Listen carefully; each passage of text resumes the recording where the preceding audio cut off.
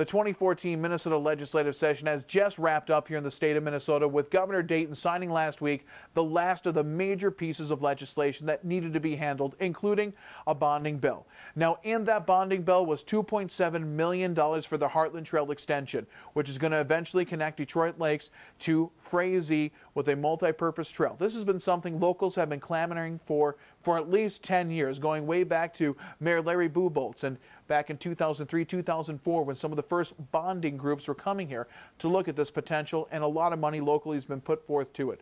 So I think that's a positive thing that came out of the bonding bill.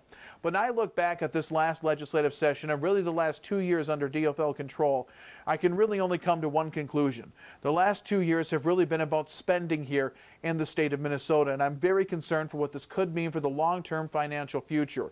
Short term, it looks like we're still going to have a projected surplus next year of $600 million.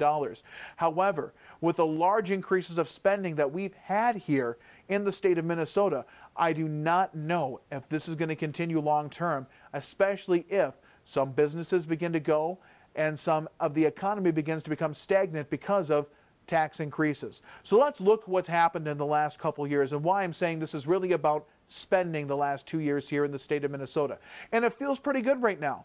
And I'll tell you why, because we just came home from the store with everything we bought in our credit cards, and we haven't had to make any payments yet. So we're still feeling pretty good about everything we got here in the bonding bill, as well as in the last 2 years in the legislative session. We'll start by looking at the budget deficit the legislatures were looking at. Hundreds of millions of dollars in the hole. A fraction of what it was 4 years ago when it was over $6 billion in the hole, which makes me think how quickly we forget how things can change. There was over $2 billion in taxes last year that were passed on the state of Minnesota. Now, it's closer to $3 billion in increased spending when you actually include things like the fees for cigarettes and some other fees that were put in there. We had a $1.2 billion surplus coming into this year. But that surplus was not given back to the people of Minnesota. Instead, all of it was spent except for about a few $100 million, which they're hoping will carry over into next year. Now, there was $550 million in tax relief that was given. But that means the rest of it went to spending. And if the economy does start to slip because of tax increases, and frankly, the last 4 quarters have shown lower than projected revenue for the state of Minnesota. That doesn't mean we're in the hole, doesn't mean that we're losing money. It means we thought we'd make this much, hit this ceiling, but we're only hitting here. And if that continues over long term, again, those surpluses and everything could slip away.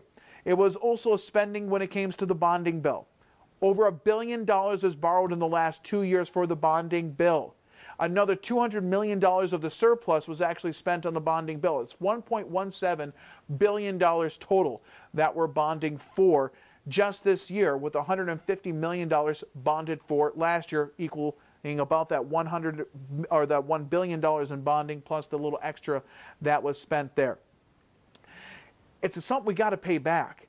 I wish we could have used more of the surplus if we needed to on that bonding, especially for bridges, roads, because they're talking about more spending next year. If the DFL wins majority again next year, they want to address transportation. And their top idea for that, you guessed it, a transportation tax. Probably on gasoline, or maybe just like Becker County did, they'd get another local option sales tax to jack that up a bit. And your local governments are looking to do the same thing too. Detroit Lakes is inquiring right now about another local option sales tax option, which could either replace the food and beverage tax or be added in addition to it.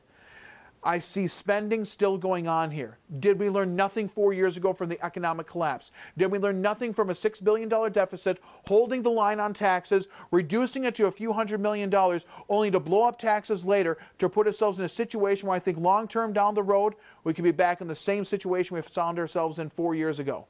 That's what I'm concerned about. But this next election in the next 2 years is going to tell if that becomes reality.